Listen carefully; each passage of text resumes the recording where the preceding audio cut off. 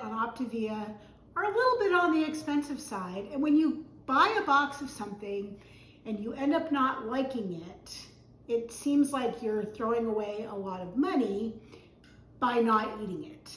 Some things you can suck it up and just get through, but sometimes there are just those Fuelings that you don't like. And so that is the reason why I came up with the Fun with Fuelings series that I do.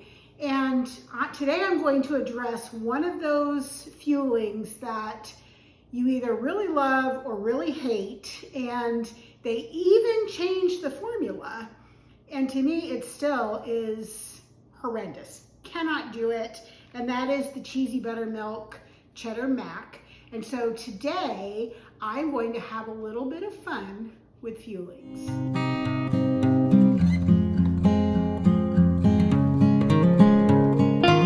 Welcome back to my channel. If you're new here, my name is Lizabeth, and I am living in the light by documenting my weight loss journey using Optavia's 5-in-1 program. As part of the Optavia program, you eat 5 Fuelings that come to you in your monthly Optavia box, and they come in boxes of 7 in the box, and most of them are, if it's not a bar or a cruncher packet, it is going to be in a little envelope like this that you add water to and you prepare it in different ways. Now, as I said in my opening, sometimes you get Fuelings that you don't really like, and the cheesy Buttermilk Cheddar Mac is one of those things that I just don't care for. They had a previous version. I didn't like that one, but they reformulated it, and so I was like, I'm gonna give it a try, and nope, still don't like it. I don't know what it is about the sauce, the texture of the pasta, something, I don't like it.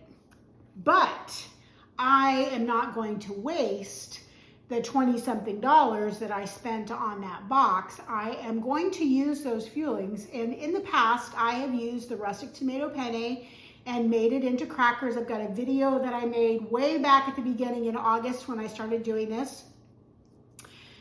And I know, because I've done this before, that any of the pastas, the chicken noodle soup, the penne pasta, the macaroni and cheese, and even the wild rice soup will all make crackers if you don't like the Fueling itself. And it's all done the exact same way.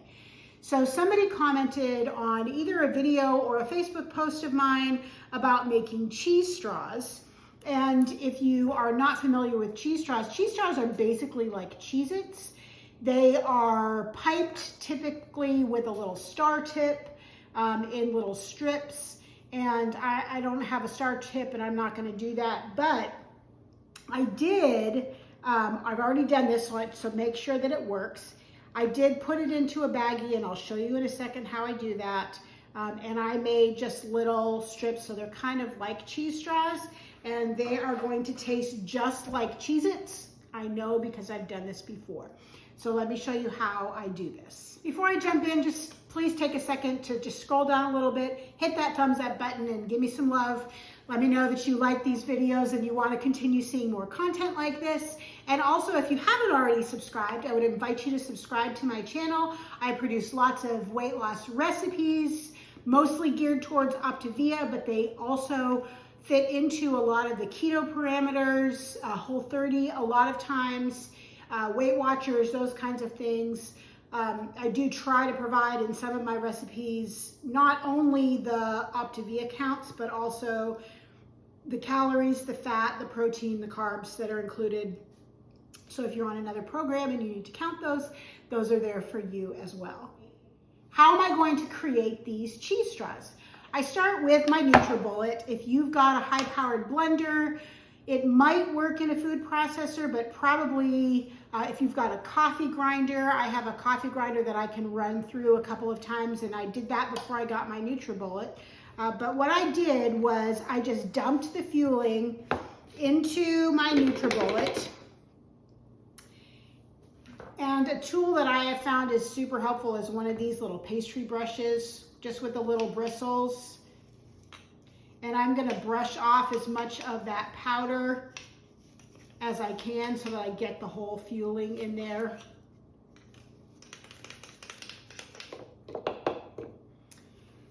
And I'm gonna dump it into a bowl.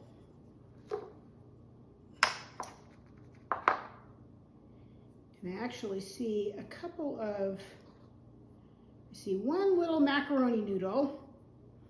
I'm gonna pull that one out because that's not gonna be good. And then I'm just going to use my pastry brush and I'm gonna brush off as much of this powder as I can into the bowl so that I get, like I said, I wanna get all of that fueling as much as I can.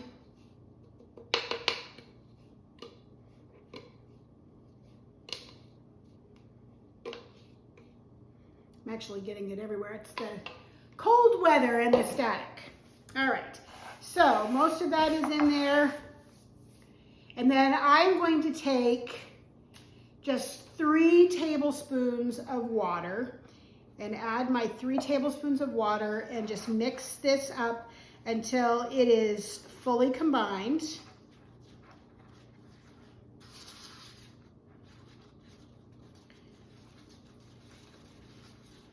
Because I'm going to pipe this, I want it a little looser than if I was going to do, if you watch the cracker video, I also am going to be making some tortilla chips in an upcoming video.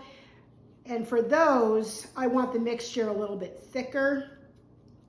But since I'm gonna pipe this, I want it a little bit thinner so you can see it's about the consistency of a cake batter.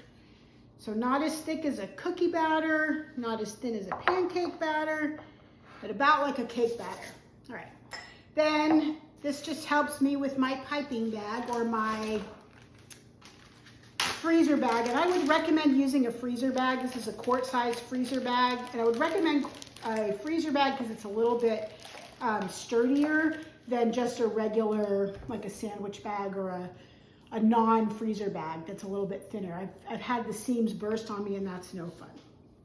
So I poke it down into a glass just to hold it. And then I'm going to use my spatula and get the fueling down in there. And I try to keep it from hitting the sides too much, just so I don't get any wastage on the edge of the bag.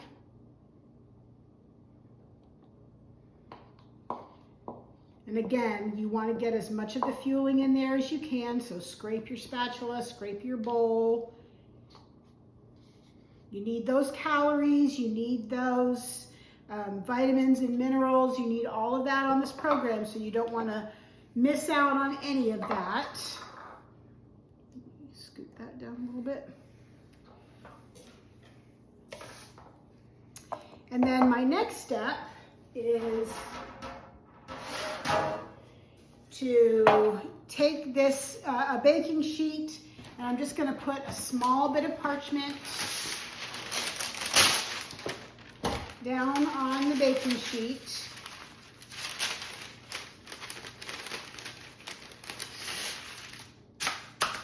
And I'm going to give it a little spritz of cooking spray that just keeps anything from sticking.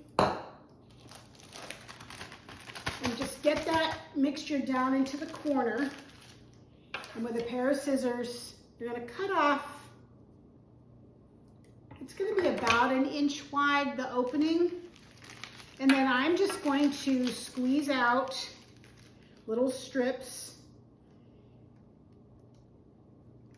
And it doesn't matter how long, if you want to do them longer, if you want to do them shorter, you want to do little circles, go for it. Do it however you want to do it. You could do, I could do some little like round dollops. You just want to get in all of the fueling that you can. Just squeeze it all out.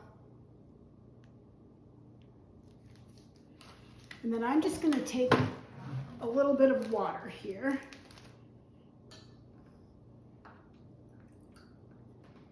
Anytime you have to handle the fuelings, they can be a little bit sticky. So if I use just a little bit of water on my finger, I can pat out those little circles so that nothing's sticking up.